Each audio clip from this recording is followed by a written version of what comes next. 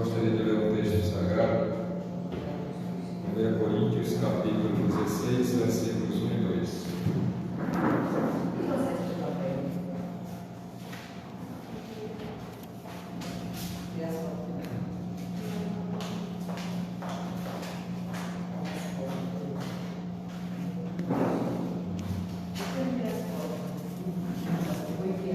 Vamos orar ao Senhor. Logo após a oração, a gente inicia nosso estudo. Oremos. Eterno Pai, bendito Deus, graças te damos, Senhor, por este maravilhoso dia, o qual a tua palavra intitula como o dia do Senhor, o teu dia assim instituído por ti, na dispensação do Antigo Testamento, onde a observância dele se dava no sétimo e na atual dispensação da graça, no primeiro dia da semana, no qual Cristo ressuscitou dentre os mortos.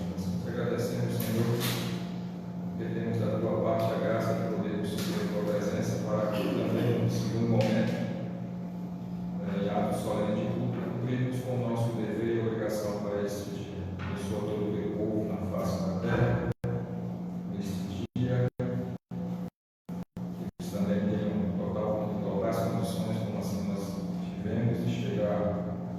Seus templos e assim em torno de uma só palavra, em torno de um só Deus, de um só Senhor, de um só Espírito, subscrever também um ato justo, fiel, zeloso para contigo. Assim nós somos ligados por esta bênção. Te pedimos que o teu Espírito Santo agora continue a nos iluminar o entendimento para podermos assim estudar a tua palavra, que é o quarto mandamento da lei, e aplicar esses ensinamentos à nossa vida. Por Jesus Cristo, nós assim te oramos, pedindo e agradecendo. Amém. Amém. Irmãos, 1 Coríntios capítulo 16, versículos 1 e 2. 1 Coríntios capítulo 16, versículos 1 e 2.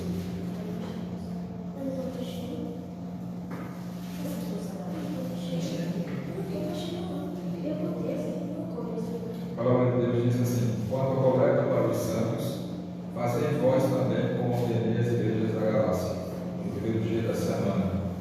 Cada um de vós ponha de parte em casa conforme a sua prosperidade, e vá juntando, para que assim não façam coletas quando eu for. Atos 20, versículo 7.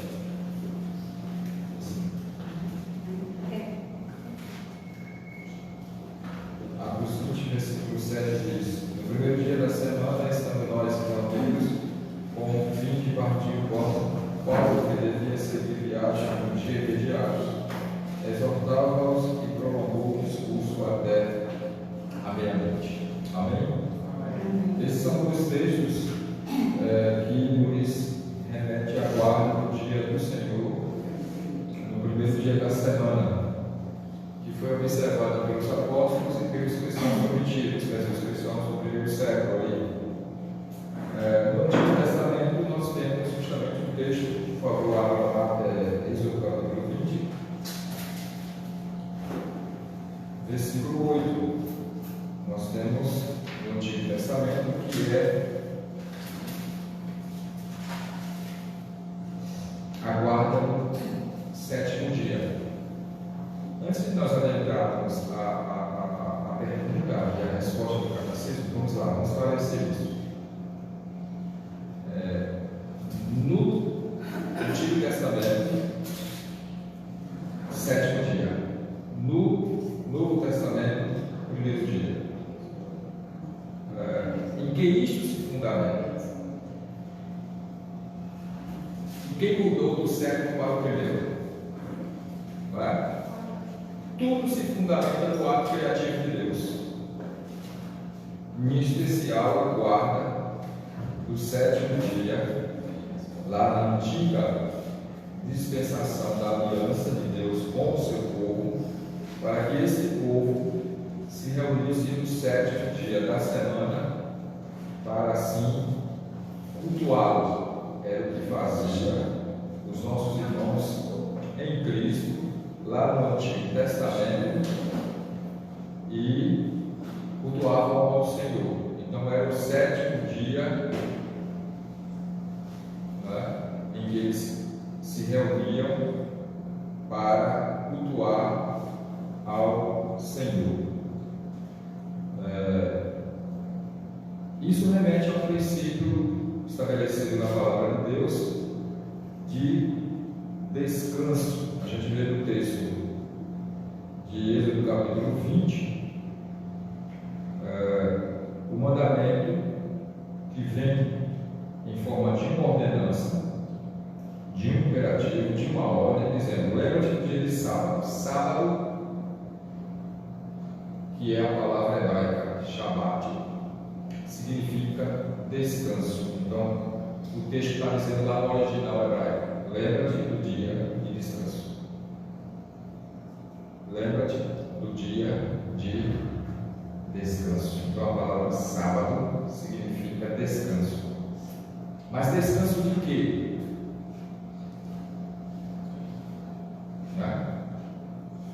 A gente vai entender isso no próprio mandamento. Ele vai dizer, continuando: 6 dias trabalharás e farás toda a tua obra. Então, é uma ordem para que se trabalhe 6 dias. O mandamento, além de chamar o povo de Deus a guardar o sétimo como um dia de paralisação, de descanso destas obras, diz que só 6 dias o homem trabalhará. 6 dias. E farás toda a tua obra. Mas, aí vem uma, né? Mas o sétimo dia é o descanso, que aqui na nossa tradução é o sábado, é o dia de descanso. De quem é esse dia de descanso? É o dia de descanso de quem? Do Senhor. O sétimo dia é o sábado do Senhor. Então o mandamento está dizendo de quem e por quem foi instituído o descanso, quer dizer, o dia em que paramos todas as nossas atividades para cultuar o Senhor. E o culto passa a ser uma expressão de descanso na presença do Senhor. Porque a gente descansa das atividades correspondentes aos 6 dias. E no dia do Senhor a gente trabalha para especificamente cultuá-lo. Mas isso tem muitas implicações. Tem muitas implicações. Primeira coisa, eu poderia, dentre os 7 dias da semana, escolher um outro dia para ser um dia de descanso, ou melhor, a igreja poderia fazer isso, tipo assim: o nosso dia de descanso vai ser na segunda-feira, ou na terça-feira, ou na quarta-feira, ou na quinta-feira, ou na sexta-feira, ou no sábado do nosso calendário. Observe que o nosso calendário, o calendário secular, ele é universalmente aceito desde muito tempo.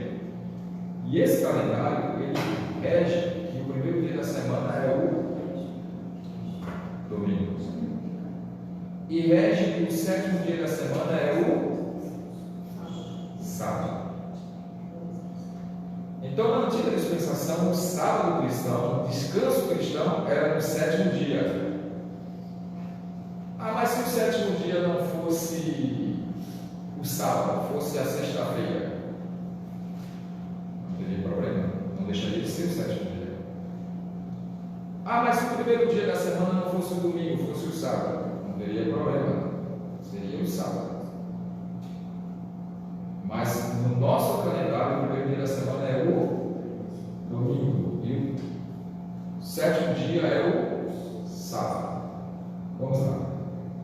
Quem instituiu o sábado? Descanso. A paralisação dos 6 dias de trabalho para se dedicar especificamente a cultuar a Deus. O próprio Deus. Não é uma legislação criada por Moisés. Não foi Moisés que chegou lá e redigiu. Não é? Moisés não redigiu o texto e disse: olha, povo de Israel, vai se descansar no 7º dia da semana. Não, foi o próprio Deus que o fez. E onde é que está isso? No livro da criação, porque se é um ato que foi instituído na criação, não é? Então a gente tem lá capítulo 2, vocês estão com o texto nas mãos, de Gênesis, versículo 2, capítulo 2, versículo 2 e 3. A palavra de Deus diz assim: e havendo Deus terminado no dia 7º a sua obra que fizera, descansou nesse dia de toda a sua obra que tinha feito. E abençoou Deus o dia 7º e o santificou, porque nele descansou de toda a obra que como Criador fizera. Então a gente não pode ter a palavra descanso dentro da nossa compreensão lá no seu significado, nesse contexto aqui, como algo que Deus estava cansado fisicamente e descansou. Não, a palavra descanso significa uma paralisação aqui do que estava sendo feito. Vou descansar disso que estava sendo feito. De que forma? Parando de fazer isso, literalmente, e fazendo o que? Isso aqui. Porque o texto de Gênesis está dizendo que o Senhor Deus abençoou o dia 7º e o santificou. Só que tem uma questão aqui, irmãos. No nosso momento, não é mais o 7º, é o primeiro. E agora, como explicar isso? Se foi Deus que determinou o 7º, o santificou, quer dizer, santificou, no contexto aqui separou este dia, porque nele, a exemplo de Deus, Deus descansou de toda a obra que ele fez nos 6 dias, que foi a criação, como o Criador fizer, e o homem tem que agora seguir esse mesmo padrão. O mandamento se especifica a toda a criação. Está contido na lei moral. E observe, vou chamar a atenção dos irmãos para uma coisa, que quem transgride este mandamento em função de não obedecer à palavra de Deus é justamente o homem ímpio. São as instituições ímpias. E com isso faz com que muitos daqueles que são servos de Deus quebrem esse mandamento em função de serem pessoas que trabalham em instituições que pertencem a esses ímpios e que, por vezes, para não perder o trabalho, têm que trabalhar nesse dia.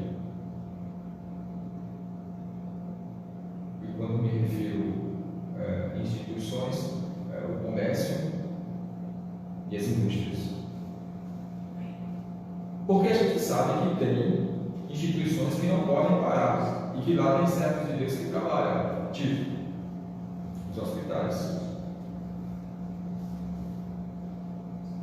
delegacias, quartéis militares, as 3 armas, as 4 armas, porque tem a arma estadual, né? Tem as 3 armas nacionais, exceto a Marinha Aeronáutica, tem as armas locais, tem as 5 armas que são guardas municipais, que também não podem parar. Mas tem outras instituições que poderiam sim parar.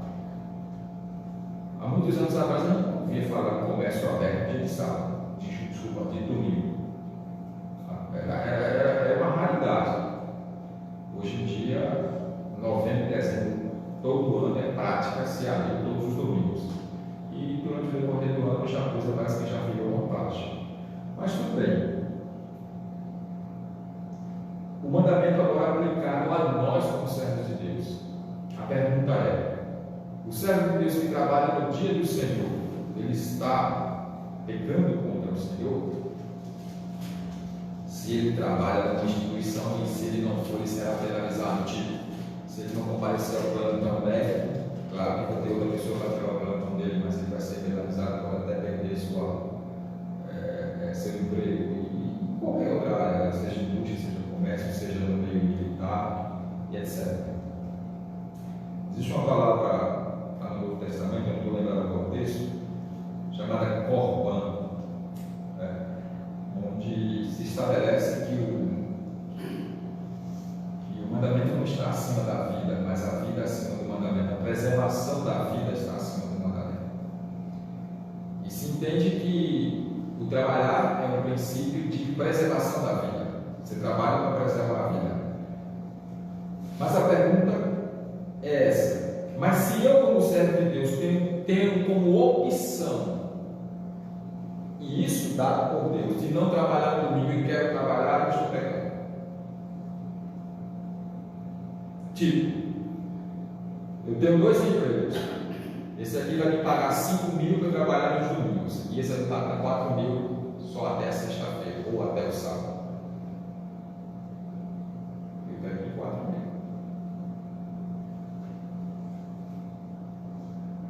Não é? Mas pastor, eu trabalho como enfermeiro ou como médico. Minha escala. Na minha escala caiu esse dia. Tudo bem. É escala. Aí a gente não. Você não pode intervir nisso. Você tem que estar submisso à escala e, consequentemente, ao princípio estabelecido, que a vida está acima do mandamento. Mas esse mandamento, dado por Deus, ele tem uma abrangência não só dentro do seu povo, mas geral para toda a criação. Para toda a criação. E foi estabelecido por Deus, foi criado por Deus baseado no ato da criação. Uma coisa que eu gostaria de chamar a atenção dos irmãos é que tudo o que nós temos visto nos dias atuais, que às vezes a gente faz assim,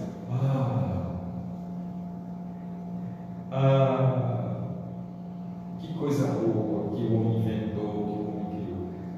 Tudo que foi criado até agora e que será criado daqui para frente, Deus estabeleceu tudo lá na criação.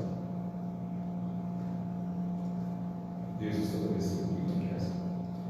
Há uma frase de um servo de Deus chamado Herman Bavinck, e ele diz assim lá na sua dogmática, que Deus, ao criar o mundo, ele colocou nessa sua criação todo milagre que haveria de acontecer, como também toda a doença. Para toda doença, um milagre, ou seja, a cura. Para toda necessidade, a solução. E aí a gente vê aí, essa semana eu tive a oportunidade, aliás, ontem eu tive a oportunidade de dirigir pela primeira vez um carro elétrico. Não é meu, não, é do sul. E eu achava que isso era coisa impossível. Porque a gente conheceu o carro elétrico aqui, a gente teve uma aula aí, uma agência de informação, para vocês mais novos, a gente conheceu o famoso uso elétrico, que só circulava para Caxangá. Então a gente não tinha. A gente já imaginou um carro que você hoje compra, vem com um carregador que você chama o eletricista, faz a instalação da tomada adequada, coloca na sua casa e você abastece seu carro em casa, não abastece mais no posto de gasolina. Como se fosse um celular carregador. Exatamente. Isso é a ação de Deus, está no ato da criação. Tudo foi estabelecido no ato da criação de Deus. Para a gente que vive no tempo, as coisas que vão acontecendo é como se fosse assim, modernidade. O passado era não moderno e o presente é moderno, e cada vez mais moderno, como é o caso da inteligência artificial hoje. Que vê a imagem de uma pessoa falando, mas não é a pessoa que está falando, mas coloca a voz dele nele e ele falando algo contraditório. Até estão usando já a inteligência artificial para dar golpe. Nesses dias eu quase não caí num golpe desse. O som da JBL desse tamanho. De R$1.000 por R$99. Coisa maravilhosa. E eu ainda fui lá, mas graças a Deus que o banco que eu tenho no Itaú, que eu tenho uma conta, que eu tenho não, eu tenho uma conta, que eu tenho conta. Ele avisa, ele diz, suspeito. Aí avisou, eu queria insistir, porque eu acho que tem uma coisa aí, recorreu. Quando foi dias depois, aí o marido da irmã Gessina disse, eu comprei. E estou esperando até hoje, nunca chegou. Aí eu mostrando para meus filhos, ele disse, pai, isso aqui é inteligência artificial pura e nua, que usa para tudo. Mas tudo isso lá no lado da criação, que o homem usa agora, distorcendo para o pecado, mas que Deus usa e criou, que Deus criou e faz com que os seres façam. Então, irmãos, o dia do Senhor é algo sagrado, é divino. Mas, pastor, é o sétimo, não é o primeiro. Aí agora a gente vai para o primeiro. Onde o próprio Deus estabelece agora que não é mais o sétimo, é o primeiro. Vamos lá. O Gênesis narra toda a criação de Deus. Observe a palavra criação. Mas essa criação lá de Deus no Gênesis,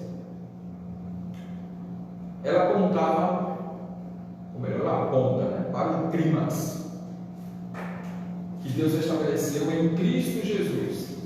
Por isso que eu sempre digo, Gênesis 3,15 é o ponto de partida para entender isso. Gênesis 3,15 diz, por inimizade entre ti a mulher e a tua descendência e o seu descendente. Este te ferirá a cabeça e tu lhe ferirás o calcanhar. O próprio Evangelho. O Evangelho que nossos pais, Adão e Eva, ouviram. O anúncio de um ato de recriação após um ato de queda no pecado. Pois aqui no 3,15, Adão e Eva já tinham recebido suas sentenças, estavam já sentenciados, né? E Deus disse, existe o ato de recriação que eu vou, a partir de agora, estabelecer. E a gente entra nas narrativas do Antigo Testamento e começa a ver todo o processo já de recriação iniciada. Como é que a gente tem essa perspectiva? Na própria lei. Essa que a gente está estudando agora, o quarto mandamento.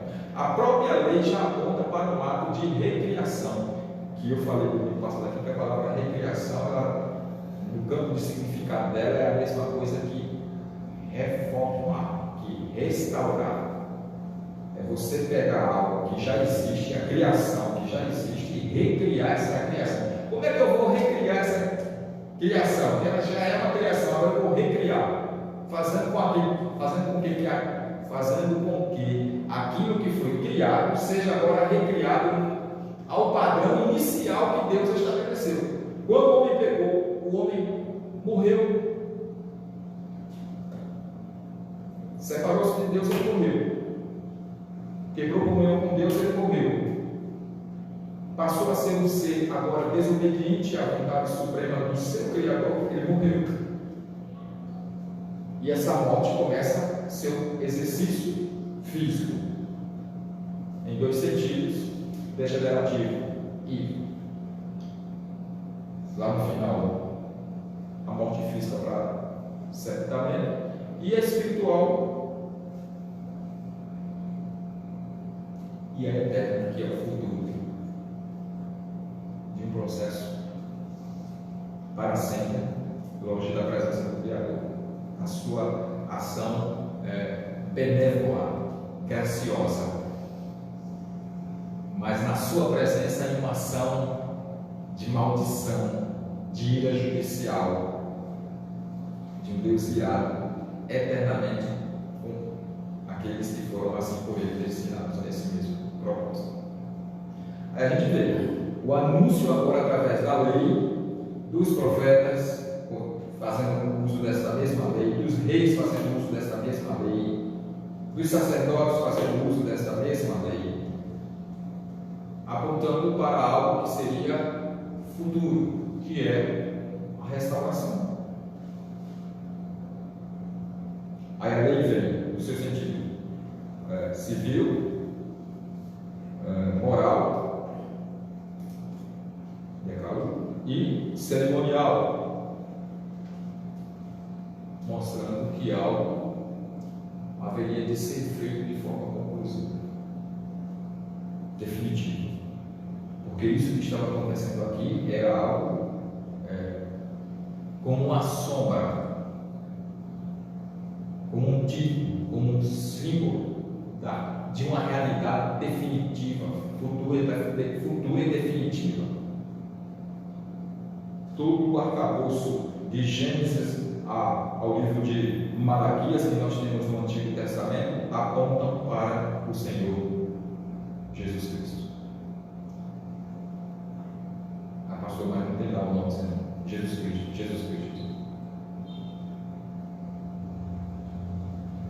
Mas o princípio estabelecido por Deus dessa recriação, ela acontece em Cristo Jesus. E é aí que a gente vai entender a instituição do sétimo, ao primeiro. Desculpa, do primeiro em relação ao sétimo. Quando é que Cristo cumpre tudo que foi anunciado desde o Gênesis 3,15 até as últimas páginas, as últimas palavras do livro de Malaquias? Quando é que Cristo cumpre isso? Foi enraizado na sua vinda, no seu nascimento. Mas qual foi o clímax de toda a obra do Senhor Jesus Cristo? Que o próprio apóstolo Paulo fala em Coríntios. Morte e isso. Se a gente fala só morte, é o nosso Deus, desculpa, o nosso Cristo, o nosso Deus Filho. Não, mas os dois somos miseráveis. Morte e ressurreição, assim que Paulo se apresenta nos Coríntios, do prédio esse Cristo, morto e ressuscitado. É um Cristo que nunca separa o primeiro dia da semana, que foi os dois textos, então muita gente na história diz que foi Constantino, o grande imperador Constantino, que no século III mudou. Quem levanta essa bandeira? Os adventistas do sétimo dia. Por que os adventistas do sétimo dia levantam essa bandeira, pastor? Qual é o dia que os adventistas do sétimo dia guardam?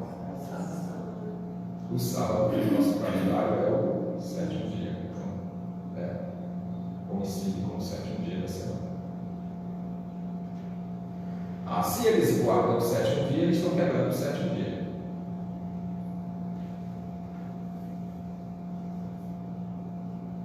Eles estão subindo ao templo deles com as ofertas.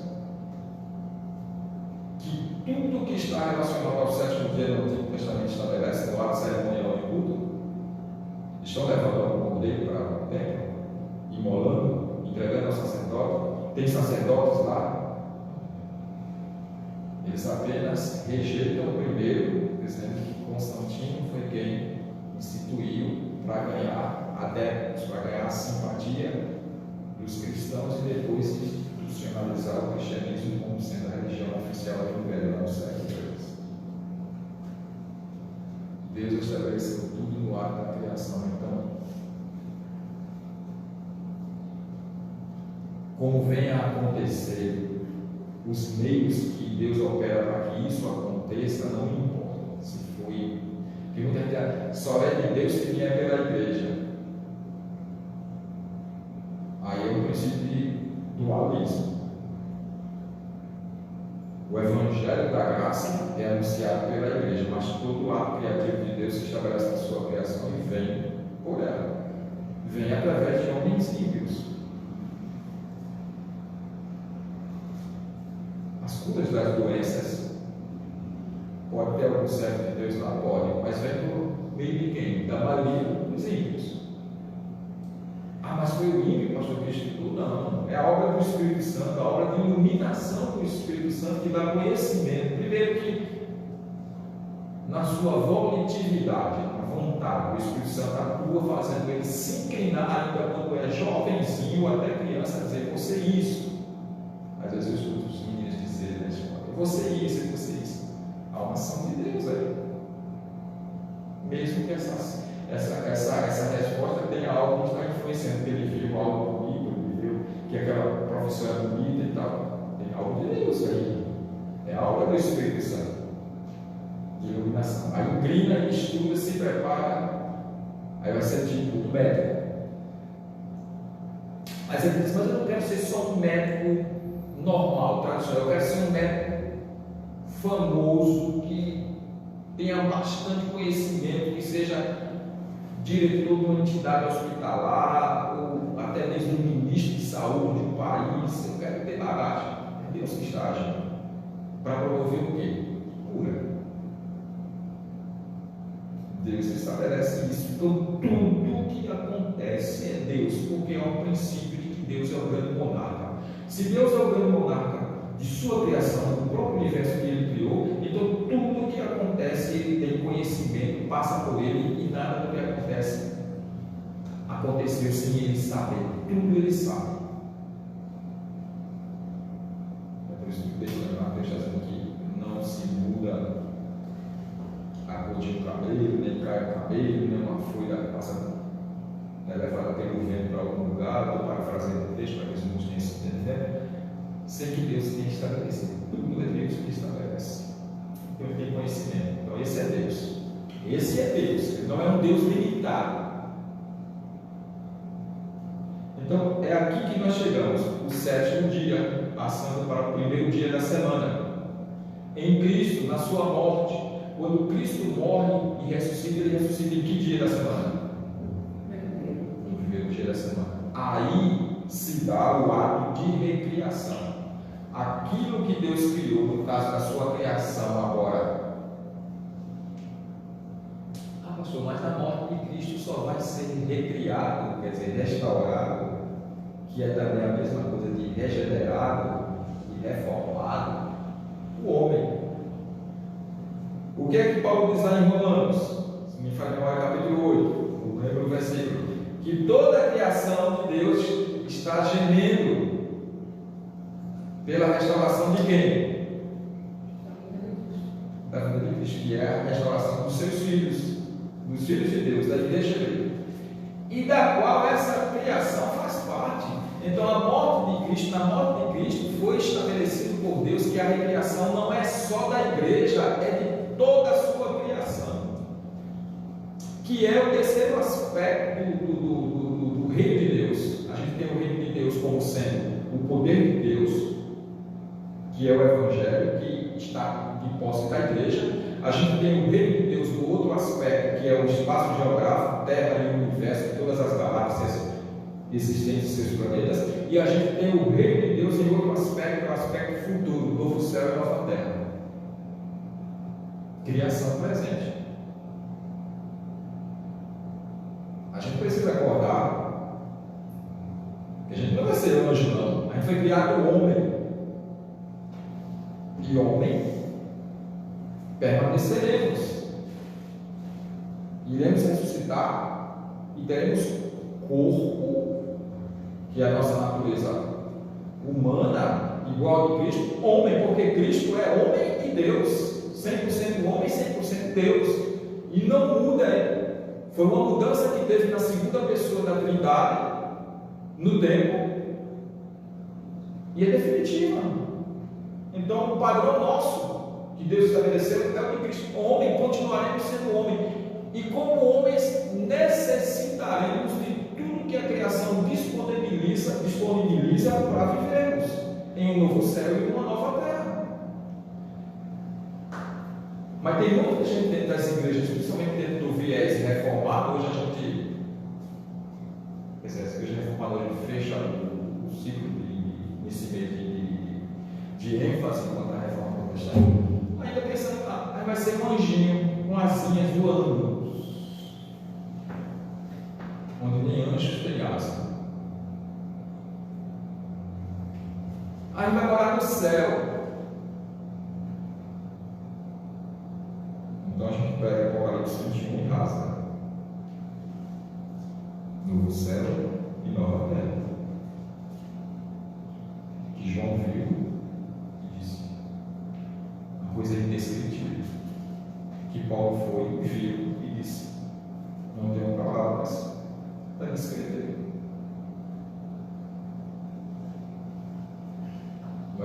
Aí a gente vive nessa. Então a criação de Deus estará presente. Toda a criação estará presente. Eu não sei se a criação, no sentido mais peculiar, individual, dizer que meu cachorro vai estar no meio do meu cachorro, vai ter cachorro, vai, não sei se é o mesmo cachorro, mas vai ter.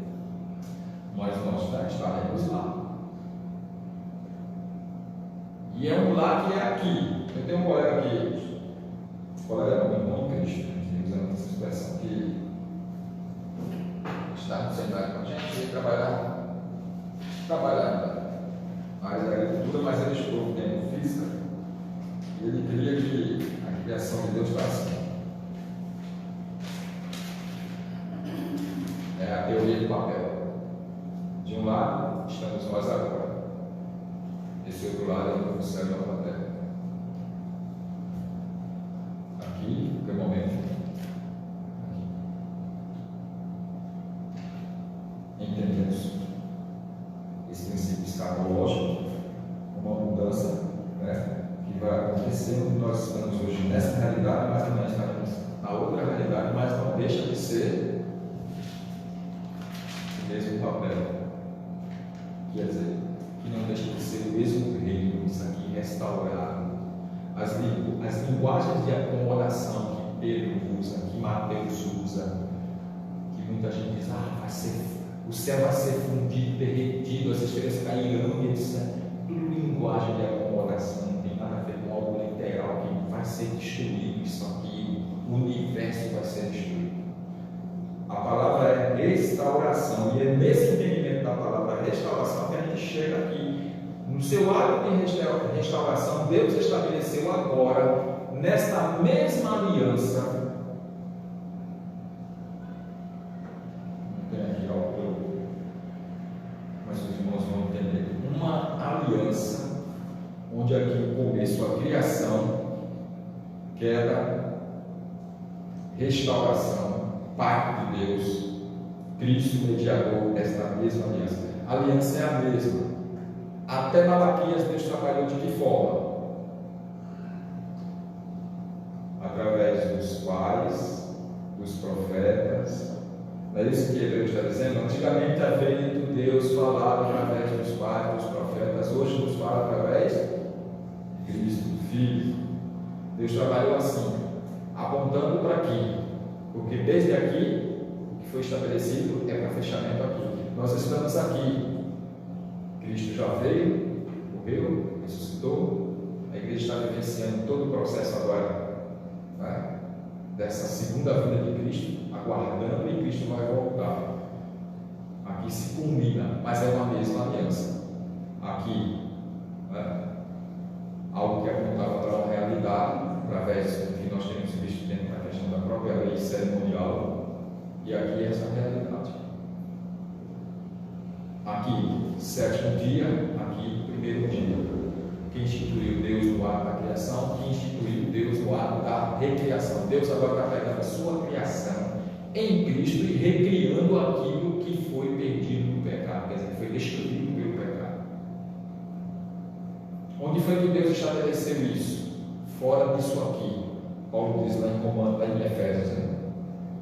Antes da fundação do mundo, antes de criar isso aqui não existia. Deus estabeleceu isso, e isso aqui agora acontece. Deus não estabeleceu isso aqui porque isso aqui não existia. Deus cria isso aqui para que isso exista, o que Ele determinou. Mas é um plano eterno, estabelecido agora por decretos seus, porque Ele é o grande monarca, é o Deus soberano, os seus decretos. Então, por decreto seu, em Cristo, hoje nós guardamos o primeiro dia da semana no nosso calendário, que é o domingo, que é o dia do Senhor, e que os textos que nós lemos, tanto os apóstolos como os cristãos primitivos, guardavam este dia. O processo de migração foi lento, gradativo, foi rejeitado, como foi, por exemplo, da circuncisão para o batismo, da ceia para a Santa Eucaristia, que até hoje a Santa Eucaristia ainda é muito combatida, porque ainda se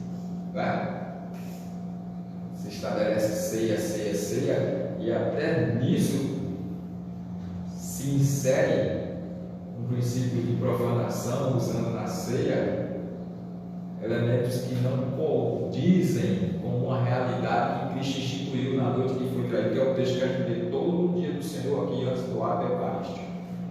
A entrega dos elementos. Jesus tira da Santa Ceia que ele estava realizando lá, que era a última, com seus discípulos antes de ir para o Getsemane.